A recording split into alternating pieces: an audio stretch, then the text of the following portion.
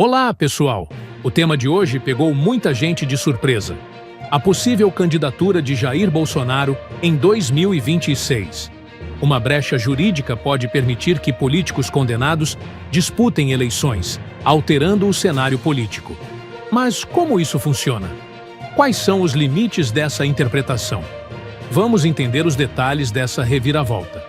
Vou repetir a pergunta que eu lhe fiz ontem, porque o nosso chat aqui também já está falando sobre a sua possível posição no Senado, correr para uma cadeira no Senado, até porque o brasileiro já entendeu que o Senado, como a única casa revisora, a única ferramenta de freios e contrapesos para um Supremo Tribunal Federal ativista e político, é preciso um Senado forte, com senadores independentes que são comprometidos com a nossa Constituição.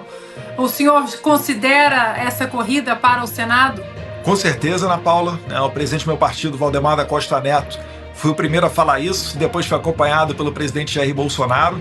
A gente tem essa pretensão, sim. Eu acho que é chegado o momento para a gente ir para o Senado.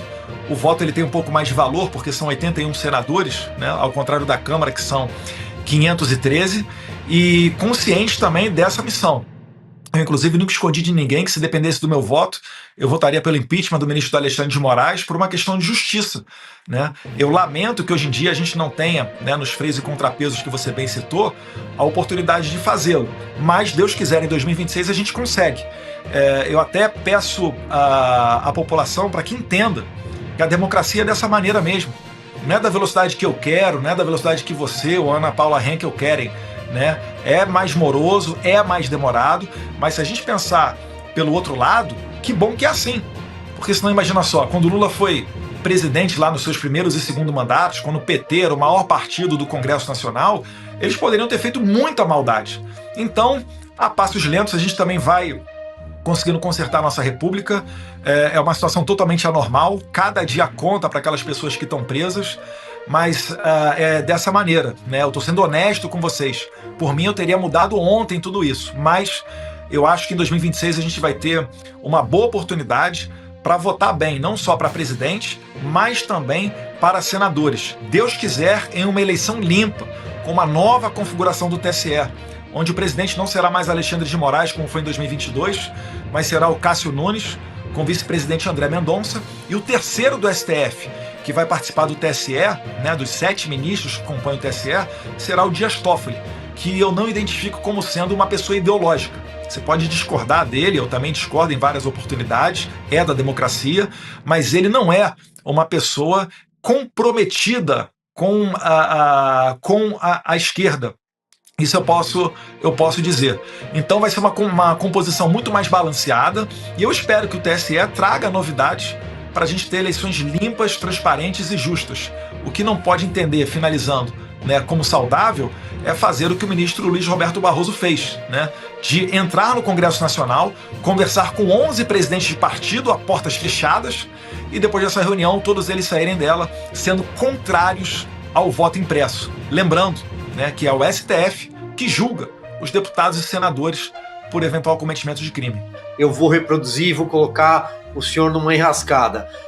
Numa situação normal, o presidente Jair Bolsonaro é candidato, numa situação constitucional normal, o presidente Jair Bolsonaro é candidato em 2026. Não sendo candidato, qual é o plano para 2026? O senhor está pronto para disputar a presidência? Obrigado pela pergunta, Navarro. Muitas pessoas me perguntam isso, e eu busco não dar eco na minha rede social, porque de fato eu acredito que a inelegibilidade de Jair Bolsonaro ela será revertida e ele será candidato em 2026. E eu pretendo, eu sou um servidor público, eu sou escravo da vontade popular, da vontade daquele segmento que eu represento, agora dos pouco mais de 700 mil votos que eu recebi. O que eles falarem para eu fazer, eu faço. Agora, com relação à presidência, se o Bolsonaro mandar, eu voto em qualquer pessoa. Eu nem me preocupo com isso, porque de maneira bem tranquila, o que ele mandar fazer, eu farei. Porque uma característica que eu prezo muito, Navarro, é pela humildade. E eu sou humilde o suficiente para entender que, mesmo tendo 5 anos de Polícia Federal, sendo formado pela FRJ, advogado, tendo servido na fronteira, na Polícia Federal, agora estou no meu 3º mandato de deputado federal, eu tive o privilégio de ver de perto como é que funciona uma cadeira de presidente da República durante 4 anos. E isso daí não é uma pessoa que tem a ambição de sentar naquela cadeira maluca da cabeça. Se você olhar o quanto que o Jair Bolsonaro envelheceu, né, de 2017, 18 para agora, é algo colossal. Então eu sei que aquela experiência que ele adquiriu, mesmo que eu tenha visto bem de perto, isso não se transfere, né, somente através da troca, do intercâmbio de experiências. Então, assim como o Trump falou que está muito mais preparado agora do que estava no primeiro mandato, o Bolsonaro fala a mesma coisa. Se você pegar a última entrevista do Trump para o Tucker Carlson, logo antes de 5 de novembro, que foi a eleição americana, você vai ver o Trump falando o seguinte, que quando ele tinha 73 anos de idade, ele não estava preparado para ser presidente. Que agora que ele tem 77, ele está muito mais maduro para exercer essa função. O Bolsonaro na mesma medida, da mesma maneira. Então, eu prefiro seguir, né, o líder Jair Bolsonaro e não tenho a pretensão de dizer a ele, né, aconselhar a ele quem possa sucedê-lo nessa cadeira presidencial. O que o líder disser, a gente vai seguir.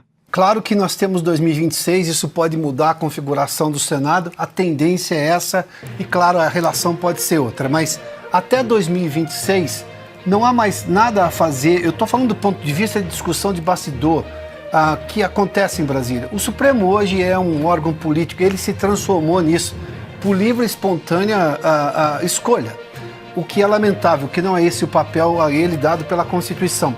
Mas o Congresso tem falado, por exemplo, não há divergência dentre os ministros do Supremo que possa pelo menos colocar ou tornar público esse tipo de absurdo que está acontecendo hoje no país, dessa invasão de prerrogativas pelo Supremo, invasão de prerrogativas do Congresso Nacional, sobretudo da Câmara.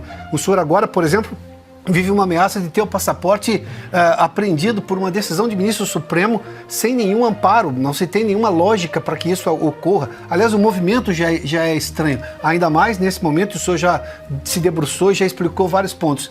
Mas o senhor não vê nenhum movimento em que a gente possa ter uma reação por parte institucional de outros ministros do Supremo diante de abusos ou completamente decisões fora da lei que estão sendo tomadas pelo Supremo Tribunal Federal hoje? Com relação a impeachment, eu sou pouco crente de que possa ir adiante, né? Principalmente por conta dessa composição do Senado. Agora, pode ter certeza, os parlamentares discutem isso a todo tempo, né? A gente teve alguns avanços, a Carol Detona, enquanto presidente da CCJ, né, deputada federal do nosso partido de Santa Catarina, ela colocou adiante PEC para limitar poderes do STF. É sempre imaginado, é sempre pensado, é discutido isso nos bastidores. O problema é que a gente não vive uma situação normal para aprovação de um projeto de lei. Pega o meu exemplo, né? Eu sou um deputado federal que não cometi nenhum crime, absolutamente nenhum crime. Já sei nos bastidores que o COAF virou minha vida de cabeça para baixo, não encontrou nada. Né? Vocês acompanharam as matérias do Glenn Greenwald, publicadas na Folha de São Paulo, né? Onde aqueles juízes, desculpe o termo aqui, porcaria, né? Como Marco Antônio e André Vieira, que também estão sendo bem circulados os nomes deles aqui fora, discutiram com o cara da inteligência, um outro porcaria, né? Eduardo Tagliaferro, uma maneira de me condenar. Como não tinha como me condenar, queriam me vincular, né, com o senhor Cerimedo, que é, inclusive, a pessoa que fez parte do marketing do presidente Javier Milei, para tentar me condenar, dizendo que a gente faz parte de uma grande trama internacional antidemocrática, já que o Cerimedo criticou a eleição de 2022 no Brasil. Olha só como, né, que eles estavam arquitetando a minha prisão. Graças a Deus, né, o Glenn Greenwald colocou tudo isso à tona, e eu não fui preso. Agora, vocês imaginem só, os deputados e senadores tendo que conversar, fazer reuniões, fazer jantares, né, para planejar uma maneira de você ter uma ferramenta para segurar o ímpeto autoritário da Suprema Corte. Será que a Suprema Corte não vai ficar sabendo disso antes da votação? Será que a Suprema Corte não vai poder pegar esses deputados e senadores e prendê-los, igual fizeram com o Daniel Silveira por causa de um vídeo? Ou pegar o passaporte deles, como estão querendo fazer comigo agora o Alexandre de Moraes? Então, Adalberto, é uma situação muito delicada, né? Eu sempre tenho esperança, eu acho que dá para avançar em muita pauta, eu acho que dá para aprovar, por exemplo, a anistia antes de 2026. Quando esse momento vier e a Câmara aprovar, vai a pressão para o Senado, e aí os discursos dos senadores pode sim começar a mudar para a gente aprovar essa anistia, mas, de fato, né, quando você fala em ações do Congresso contra o Supremo Tribunal Federal, como esse atual Congresso, eu acho muito complicado.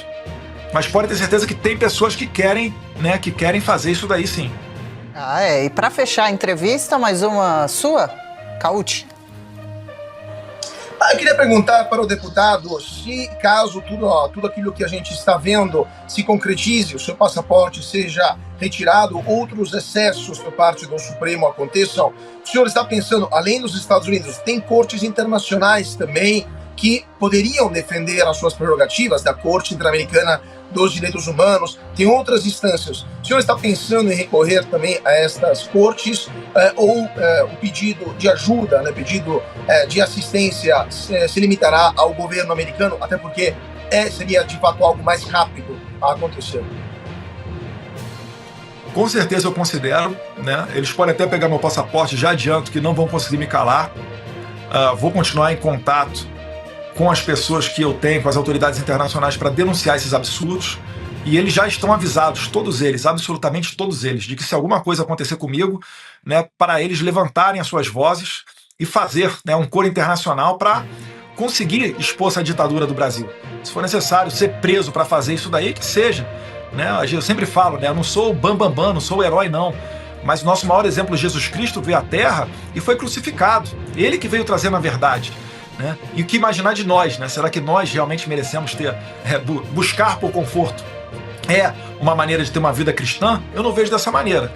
Então eles podem tentar sim fazer essas atrocidades contra mim, né? A autoridade de fora dos Estados Unidos já estão cientes e entrar em tribunais internacionais. Isso já está sendo feito, né? O advogado Daniel Silveira entrou na Corte Interamericana de Direitos Humanos da OEA. A gente teve recentemente a vinda do Pedro Vaca, que é o relator para a liberdade de expressão da OEA, graças a essa pressão que começou lá atrás, há quase 2 anos atrás, com a deputada Carla Zambelli, né? Que depois tentou voltar à OEA e estava sem seu passaporte. Então, tudo isso daí já está acontecendo. O problema é que na maioria dessas cortes, né, em Haia, na OEA, né, ou em São José, na Costa Rica, na comissão ou na corte, é exigido como requisito você esgotar as vias judiciais normais do país para que daí então, com trânsito em julgado, você recorra a esses tribunais internacionais. Né? Então, vamos ver como é que vai se desenrolar tudo isso. Mais uma vez, eu espero que o Brasil não chegue a esse ponto, mas se chegar, haverá, né, a equiparação oficial do Brasil igual às autoridades da Venezuela, do regime da narcoditadura de Nicolás Maduro. A questão central é a estratégia jurídica por trás dessa possível liberação. A brecha envolve a interpretação da lei da ficha limpa, que pode ser questionada no Supremo Tribunal Federal. Além disso, surge a dúvida: por que essa discussão veio à tona agora? Seria uma jogada política para antecipar o debate eleitoral? No próximo bloco, vamos entender o papel de Eduardo Bolsonaro nisso tudo. Finja surpresa! O STF decidiu a favor do governo Lula em 9 a cada 10 processos no Supremo, segundo um novo levantamento que eu vou mostrar para você aqui e agora. É a verdadeira lua de mel entre o Supremo Tribunal Federal e o governo Lula, agora demonstrada, confirmada por dados, por números. Gente, quem poderia imaginar que entre 2023 e 2024, agora, o STF decidiria 90% das ações constitucionais de acordo com o que o governo Lula deseja? Não é mesmo? Quem podia imaginar? Mas e como que foi que o STF decidiu será no governo anterior, no governo Bolsonaro, hein? Será que a gente tem esses dados? Fica aqui comigo que eu vou te mostrar agora nesse vídeo 3 coisas. Primeiro, esse levantamento inédito comprovando a aliança entre o governo Lula e o Supremo. Em segundo lugar, o que está por trás da quantidade de vitórias de Lula no STF. E terceiro, como que o Supremo agiu em comparação durante o governo anterior, o governo Bolsonaro. Será que teve alguma diferença nos julgamentos? Já vai deixando aí sua opinião para mim aqui nos comentários, eu quero saber o que você acha e lê aqui comigo então essa matéria da Folha de São Paulo. STF decidiu em linha com o governo Lula, adivinhem, em 9 a cada 10 ações constitucionais. Desde o início desse mandato, o mandato de Lula, o governo Lula registrou decisões em linha com as suas posições e obteve uma sucessão de vitórias no STF, por meio, é claro, da AGU, Advocacia da União. das 111 ações constitucionais com origem no STF nas quais a AGU se manifestou e que foram julgados pela Corte em 2023 e 2024, 99 tiveram resultados aderentes ao posicionamento da instituição, ou seja, aquilo que é defendido pelo governo Lula no STF, o que corresponde a 89% do total. Gente, a gente está falando aqui de 99 de 111. Estamos falando ainda das ações constitucionais que são julgadas no Supremo, que são aquelas em que a Corte decide não uma questão individual, de um direito individual, de uma questão patrimonial pequena, não, mas decide aqui se alguma questão legal é constitucional ou não, afetando o país inteiro, afetando políticas públicas e questões muito amplas. Agora vejam que interessante, a taxa de sucesso da AGU, já naquelas outras questões patrimoniais, menores, nos processos em que ela atua defendendo o interesse da União, ou seja, quando está em jogo apenas questões patrimoniais de menor dimensão, mais particulares e concretas, aí a taxa de sucesso da AGU é bem menor. Dá uma olhada aqui, ó. Sob outra ótica, a taxa de sucesso judicial da AGU nos processos em que ela atuou efetivamente como parte defendendo os interesses da União alcançou 74% em um universo de 5.888 decisões no acumulado do período. Em 2024, a razão foi de 76%. No ano anterior, de 72%. Agora vejam o que disse o Bessias, o AGU de Lula, sobre essa taxa de sucesso altíssima de 90% da AGU nas ações constitucionais do STF. A Folha, o advogado-geral da União, Jorge Messias, ele afirmou que o resultado da atuação do Supremo ao longo de 2024 demonstra o trabalho do órgão na defesa do patrimônio da União e do Estado Democrático de Direito. É mesmo, Bessias? Eu acho que esse resultado não é por conta disso não, viu? Bora ver aqui rapidinho uma matéria do Globo, que nos dá o que talvez seja o motivo real do governo Lula ganhar todas no Supremo. Olha aí. Agora, no terceiro mandato de Lula, estabeleceu uma relação de proximidade com uma parte dos ministros, com quem mantém diálogos frequentes. São considerados mais próximos do presidente Alexandre de Moraes, Gilmar Mendes, Flávio Dino e Cristiano Zanin. Os dois últimos foram indicados pelo próprio petista. No dia 13 de novembro, por exemplo, quando chegou a notícia de que o homem-bomba Francisco Vanderlei Luiz havia se explodido na Praça dos Três Poderes, Lula jantava no Palácio da Alvorada com Moraes, Gilmar e Zanin. Dino também tinha sido convidado para o encontro, mas cumpria agenda fora de Brasília. Tudo juntinho e misturado. É a famosa reunião para avaliação de cenário, né, Bessias? Eu aposto que o Lula não conversou nada, gente, nadinha de política com os ministros do Supremo, né? Tenho certeza que eles só conversaram sobre o Corinthians, sobre o clima em Brasília. E aí, tá chovendo? Será que vai chover? Aquela história, né? Mas calma, você não precisa acreditar em mim a respeito da lua de mel entre Lula e o STF não, viu? Quem tá falando isso são os próprios aliados de Lula no Congresso. Dá uma olhadinha aqui, ó. Aliados de Lula no Congresso dizem que o presidente fez uma opção por governar com o judiciário e deixou os parlamentares de lado por erros na construção da base de apoio. Gente, a gente tem uma sucessão de formas de governo aqui no Brasil desde 88. A gente começou com o presidencialismo de coalizão, em que o presidente buscava uma coalizão de interesses com os congressistas para governar. Depois a gente evoluiu para o presidencialismo de cooptação, em que o presidente cooptava por emendas parlamentares, distribuição de cargos. Depois a gente evoluiu para o presidencialismo de corrupção, em que pagava, como no mensalão, mensalidades na Lava Jato, distribuía propina para conseguir governabilidade. E agora a gente tem o presidencialismo supremacista, que é aquele em que o presidente governa com o Supremo Tribunal Federal. Essa é a grande verdade. Pois bem, tá bom que evidências aí estão suficientes para você de que existe aí uma cooptação, mais do que uma cooptação, uma coalizão agora, não mais entre o presidente e o Congresso, mas entre o presidente e o Supremo? Você tá claro já que existe uma lua de mel? Se precisa de mais, bora então voltar aqui para a matéria da Folha para ver quais são os dados a respeito das taxas de sucesso da AGU no Supremo durante o governo Bolsonaro. Vamos dar uma olhadinha aí? Qual será que foi a taxa no governo Bolsonaro, hein? Olha aqui, questionada, a AGU não enviou dados relativos ao período de Jair Bolsonaro, 2019 a 2022. Ué, não tem? Quer dizer que a AGU foi questionada sobre esses dados e enviou somente aqueles relacionados ao governo Lula nos últimos 2 anos? mostrando que ganharam em 9 a cada 10 processos, mas não mandaram do governo Bolsonaro? É isso mesmo? Por que não, hein? A AGU tem algo a esconder? Será que ficaria muito feio mostrando como no governo Bolsonaro o STF interferiu repetidamente, derrubou várias decisões que eram de prerrogativa exclusiva do Executivo, como a nomeação do Alexandre Remagem para diretor-geral da Polícia Federal? E várias outras? Haha, eu aposto que sim, hein? E você, o que você acha? Conta aí pra mim nos comentários, eu quero ouvir a sua opinião. Eduardo Bolsonaro tem sido peça-chave nessa articulação. Como deputado e filho do ex-presidente, ele defende essa brecha com base em argumentos já usados em 2018. No entanto, críticos alertam sobre os riscos de enfraquecer a legislação eleitoral. E você, o que acha? Deixe sua opinião nos comentários e se inscreva para mais análises.